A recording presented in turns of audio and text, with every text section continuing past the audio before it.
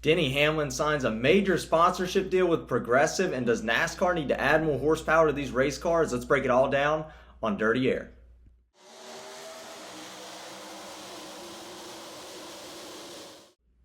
Hello, everybody. Welcome to Dirty Air. I'm your host, Alex Lambert, and we have some news to talk about today. Yesterday, it was announced that Denny Hamlin signed an 18-race deal with Progressive to be the primary sponsor on the hood of his race car. And then Kevin Harvick also had some comments about NASCAR in Las Vegas during qualifying, where the cars were full throttle for an entire lap around a mile-and-a-half racetrack. Let's talk about it all on this midweek edition of Dirty Air. And let's start out by talking about this sponsorship deal that I think is a pretty big deal when we look at, how this NASCAR season could evolve, and that's going to be Denny Hamlin.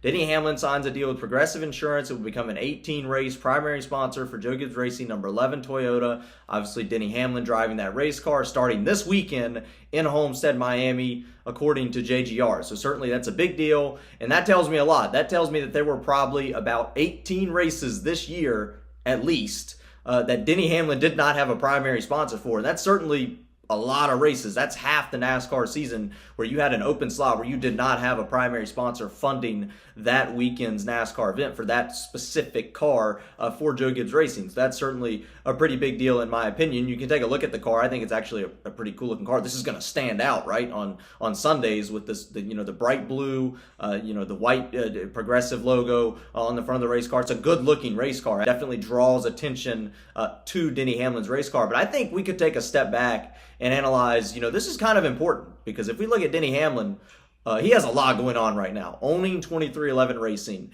is certainly a big step. Owning a race team with 3 other race cars that you have to manage at the NASCAR racetrack, including your own team, your own teammates at Joe Gibbs Racing, that's a lot in of itself. Let's add in that race team, 23XI, Denny Hamlin and Michael Jordan own, is suing NASCAR, getting countersued by NASCAR. That's going to add another level of stress, but is certainly a big deal, and that could definitely, take some attention away from, focusing on his race team, winning races for Joe Gibbs Racing, and he has to put some effort and some thought and some time into that. Not only that, right, you have now potentially a lot of races, 18 races that does not have a primary sponsor, is not funded for his team. Well, this could take a big amount of stress off of Denny Hamlin, getting this 18 race a primary sponsor. This is a big deal.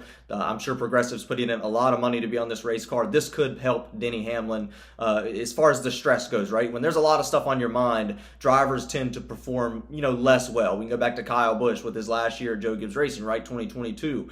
Energy drink was going out of business. Didn't know what he was going to do with the truck team. Didn't have a contract at Joe Gibbs Racing moving forward. And you saw things deteriorate for him. And Kyle Busch actually came out that year and said that some of those things were bothering him and probably forcing him to not perform at as high of a level as he could during that NASCAR season. He said that himself. I'm sure Denny Hamlin's going through some things as well. Hamlin says in all his interviews that, trying to stay focused is certainly the main goal on his race team, and winning races is the main goal for him. But there certainly could be a bit of a step back. It's certainly not an advantage to have all that stuff on your mind. And if we look at Denny Hamlin, once again, has not won since Dover in April of last year. It's been a long time for the driver of the 11 since he's gone to victory lane. There's been a few close calls. He's had speed, but he's not capitalized and has not won a race in almost an entire calendar year, which is certainly concerning when you talk about a driver like Denny Hamlin, who we expect to, compete for championships every year. He hasn't won a championship, but we expect him to be in the round of 8, in the Final Four,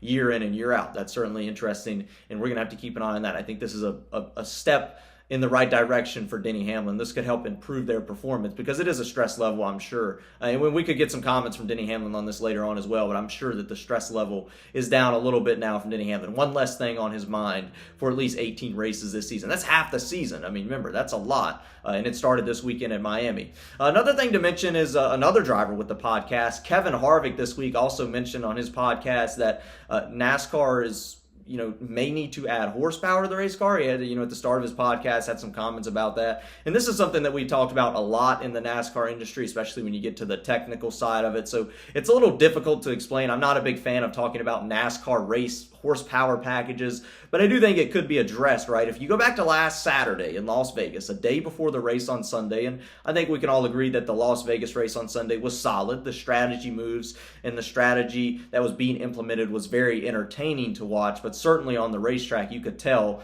that there was a lot of dirty air playing a role, right? It was hard to pass through the field, hard to, make passes, hard to gain position, especially if you started in the back. It could be done. It was not impossible like we've seen at short tracks in the previous years at all. It could definitely be done, but it was definitely limited to what we would have liked to have seen. It took William Byron, Kyle Larson a long time to get up to the front.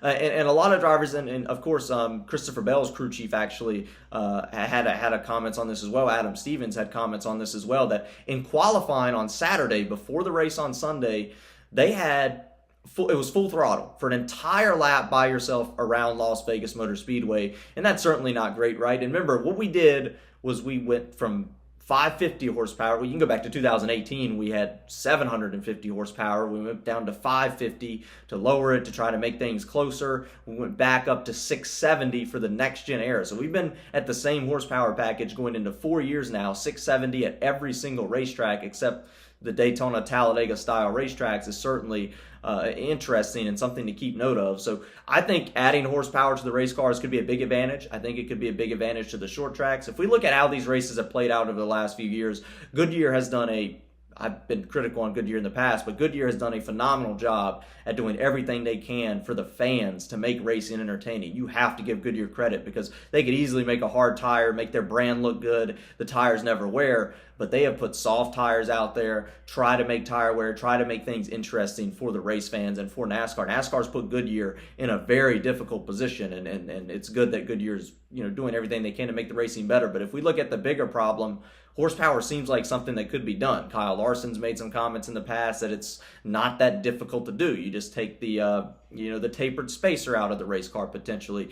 I don't want to get too technical about it, but overall, I think more horsepower definitely seems like a possibility that NASCAR could do. But at the same time, we've been asking for more horsepower since 2019 when they cut the horsepower down. I don't expect them to increase it anytime soon, but certainly with these softer tire compounds we're bringing to these 1.5 mile tracks, to the road courses, to tracks like Martinsville in a couple of weeks, I certainly think that could be exciting moving forward. Just if we had more horsepower, you can go back to like 2014 when you had like 900 horsepower, the racing was incredible and drivers were just slipping and sliding around the racetrack and they could make better moves. Certainly, I think that's very interesting, and I wish there was some way we could get back to more, right? And even Kevin Harvick said it in his podcast, just anything would be good, right? You go from 670 back to 750, well, that's a big increase, and that could certainly help improve the quality of racing in NASCAR, just certainly what we're all looking for. But that's it, really all I wanted to talk about today. Once again, I think it's a big deal that Progressive did sign. I think it's a big deal